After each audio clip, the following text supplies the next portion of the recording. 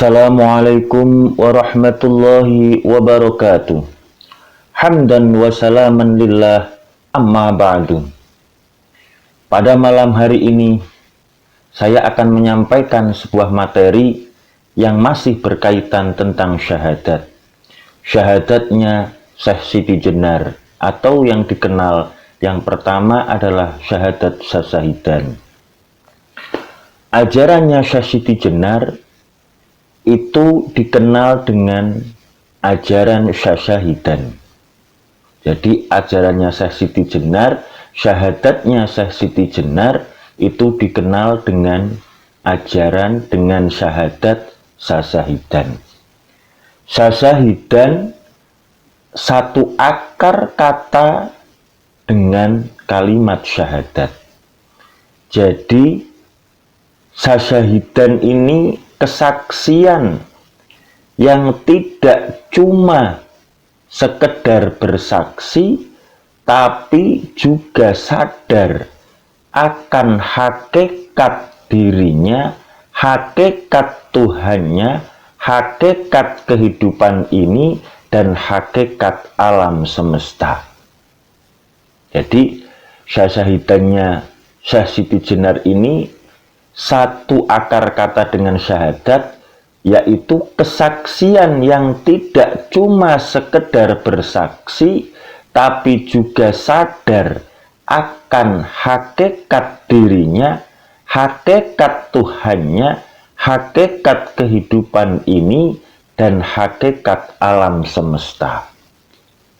Cuma syahadatnya ini agak kontroversial. Jadi ini kayak syahadat versi Al-Hallaj, syahadat versi Manunggaling Kawula Gusti. Bayangkan ini yang bisa Jawa. Yang ngerti Jawa pasti tahu betapa dahsyat kalimat itu. Ingsun anyekseni ing zat ingsun dewi, setuhune ora ana pangeran amung ingsun, lan ingsun nyekseni setuhune Muhammad iku utusan ingsun. Ya sejatine kang aran Allah iku badan ingsun, Rasul iku fasa ingsun, Muhammad iku cahaya ingsun.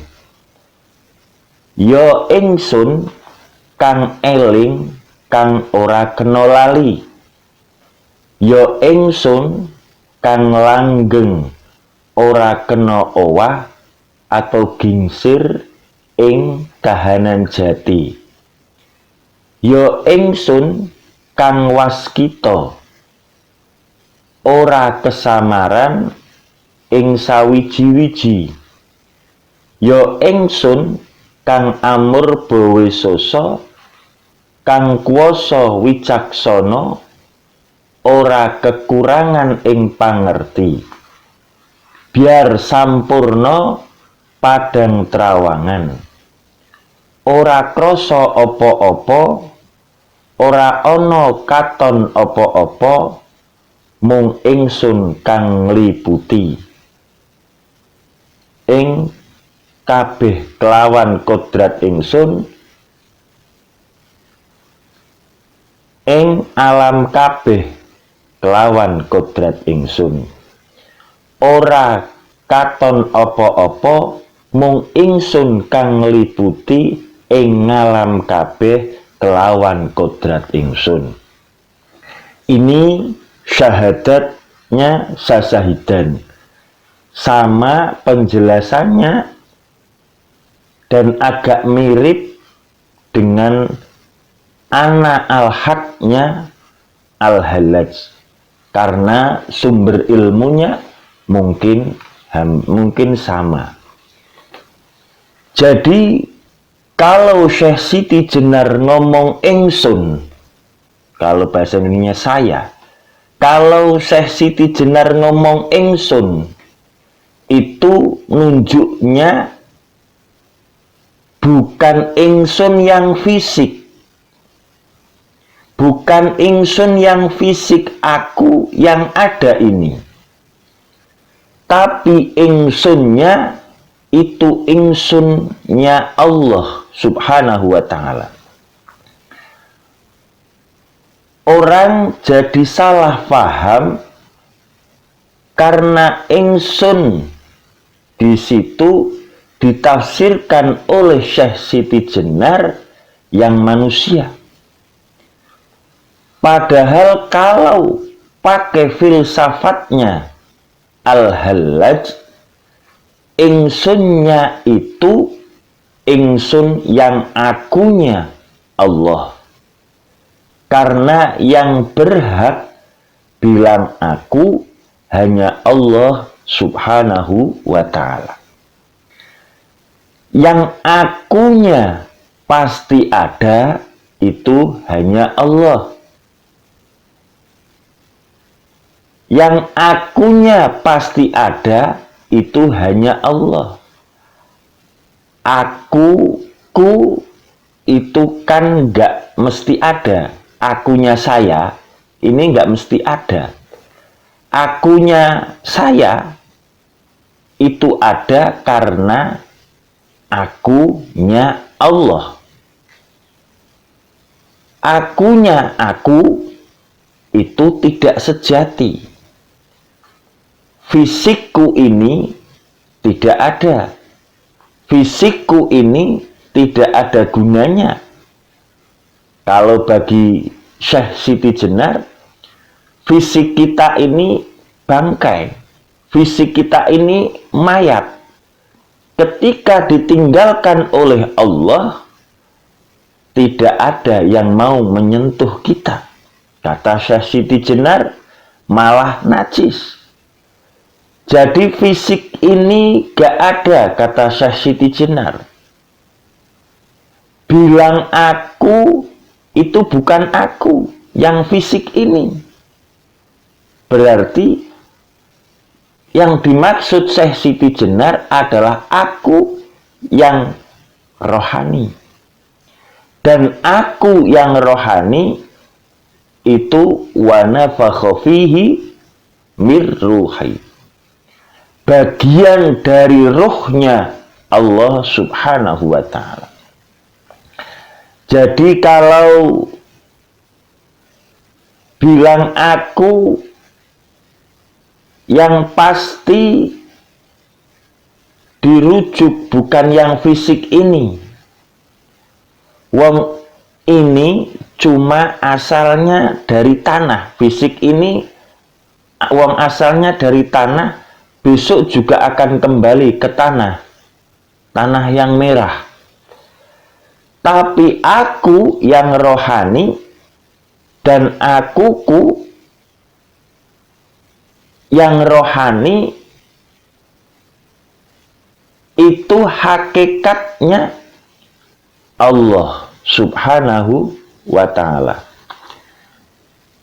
Kalau kita tidak nemu Allah di dalam diri kita, berarti kita sudah gelap. Jadi aku yang di sini, ingsun yang di sini, itu maknanya aku sebangsa rohani. Akunya Allah. Kalau kita tidak nemu Allah di dalam akunya kita, berarti kita sudah gelap. Kalau kita tidak menemukan Allah di dalam diri kita, berarti kita ini gelap. Nur Muhammad tidak mencapai diri kita. Jadi ketika kita sudah gelap, berarti Nur Muhammad itu tidak mencapai diri kita. Biar Nur Muhammad itu mencapai diri kita, kita harus bergerak mendekat kepada Nur Muhammad. Nur Muhammad itu makhluk paling dekat dengan Allah subhanahu wa ta'ala. Karena Nur Muhammad limpahan pertama dari Allah Subhanahu wa Ta'ala. Biar diri kita terang. Jadi kalau kita pengen terang, biar diri kita terang, dan kalau kita terang, kita bisa tahu Allah yang ada pada diri kita. Jadi kalau kita pengen dekat dengan Allah, kita harus, kalau kita pengen tahu diri kita, ya Allah yang ada pada diri kita, maka kita harus mendekat kepada Nur Muhammad. Karena Nur Muhammad makhluk yang paling dekat dengan Allah Subhanahu wa Ta'ala. Ketika kita mendekat, tujuan kita biar diri kita terang. Kalau diri kita bisa terang, kita bisa tahu Allah yang ada pada diri kita.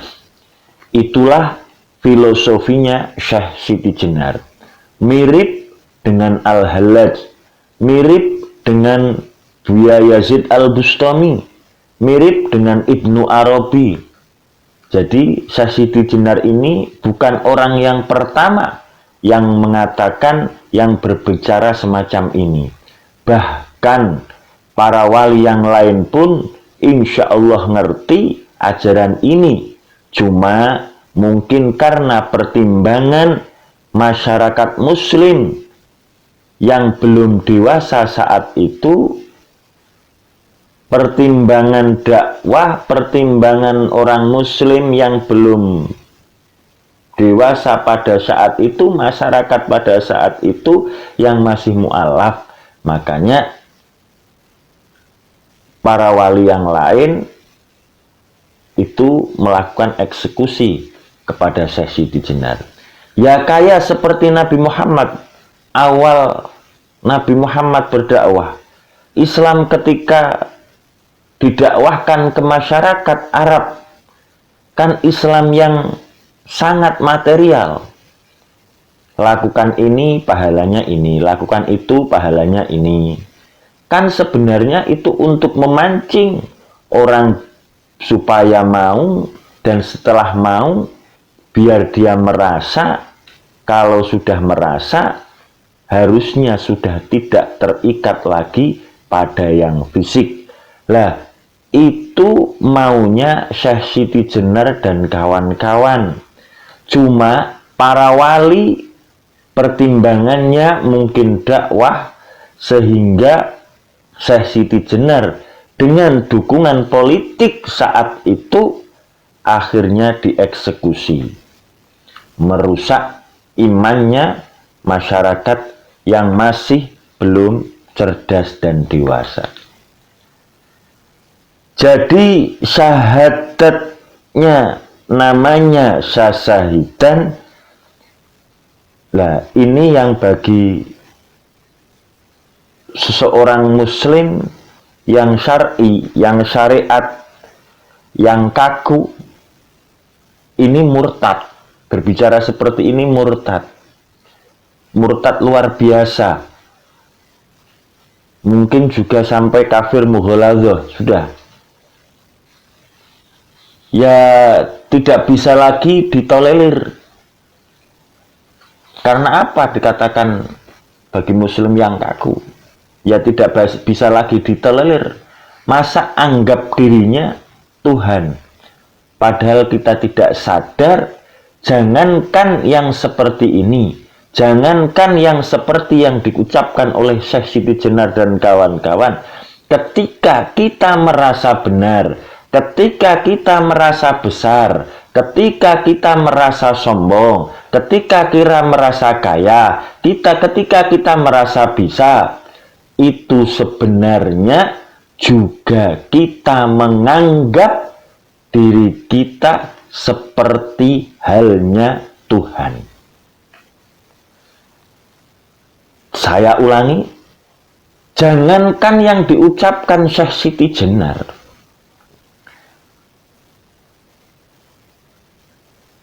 kita tidak sadar ketika kita merasa kita benar. Ketika kita merasa besar, ketika kita merasa bisa, ketika kita merasa paling punya, maka sesungguhnya kita menganggap diri kita seperti halnya Tuhan. Karena yang berhak sombong, yang berhak merasa bisa, yang berhak merasa kaya, yang berhak merasa benar, dan lain-lain itu cuma Allah Subhanahu wa Ta'ala. Karena apa? Karena kita tidak punya hak merasa seperti itu. Karena kita tidak punya hak, kita tidak punya apa-apa. Kita tidak ada apa-apanya. Pengetahuan dan semua yang kita miliki sejatinya adalah Allah Subhanahu wa Ta'ala yang memberikan. Pengetahuan kita akan kebenaran itu karena diizinkan oleh Allah, dicahayai oleh cahayanya Allah. Al-ilmu nurun. Maka kita tidak boleh sombong sedikit pun. Ketika kita sombong, kita sedang mempertuhankan diri kita sendiri. Ketika kita merasa benar, kita telah mempertuhankan diri kita sendiri. Ketika kita merasa besar, kita telah mempertuhankan diri kita sendiri. Tidak usah bilang ana al-haq, tidak usah bilang seperti yang dikatakan oleh Al-Hallaj, yang dikatakan oleh Syekh Siti Jenar dan lainnya. Sebenarnya ketika kita merasa diri kita yang paling benar, diri kita yang paling besar, itu seperti halnya apa yang dikatakan oleh Al-Hallaj. Al-Hallaj mengatakan ana al-haq, akulah kebenaran. Tetapi Al-Hallaj ketika bilang seperti itu, ketika bilang ana al-haq, orientasi egonya sudah hilang. Ananya yang dikatakan oleh Al-Hallaj Allah. Tetapi ketika kita bilang ana al-haq, ananya itu adalah diri kita sendiri, ego kita yang kita tunjuk. Maka ketika kita seperti itu, sebenarnya kita mirip dengan yang namanya Fir'aun. Fir'aun kan mengaku Tuhan. Iblis juga mengaku ana Tuhan. Ananya Iblis dan ananya Fir'aun itu ana yang egois, dirinya sendiri. Dan ananya Al-Hallaj dan kawan-kawan bukan ana yang seperti itu. Ini ana yang sudah tidak memakai ego, yang tidak menunjuk pada dirinya sendiri, tapi ananya adalah ana Allah Subhanahu wa Ta'ala.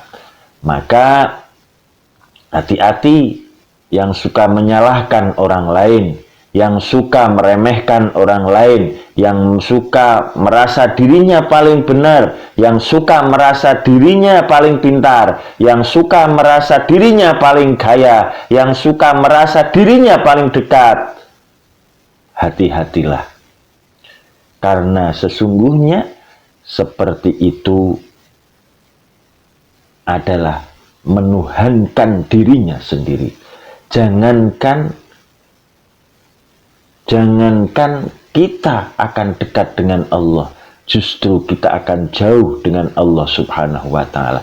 Maka hati-hatilah orang-orang yang seperti itu. Jangan-jangan kita sendiri yang diam-diam bilang ana al-haq, seperti yang dikatakan oleh Al-Hallaj, Syekh Siti Jenar dan kawan-kawan. Akan tetapi ucapan kita, egonya masih menunjuk pada diri kita. Mudah-mudahan yang saya sampaikan ini ada hikmah dan manfaatnya. Jika konten ini bermanfaat, jangan lupa share, like, komen, dan subscribe supaya channel ini bisa berkembang. Dari saya ada kurang lebihnya, mohon maaf. Akhiru qauli, wassalamualaikum warahmatullahi wabarakatuh.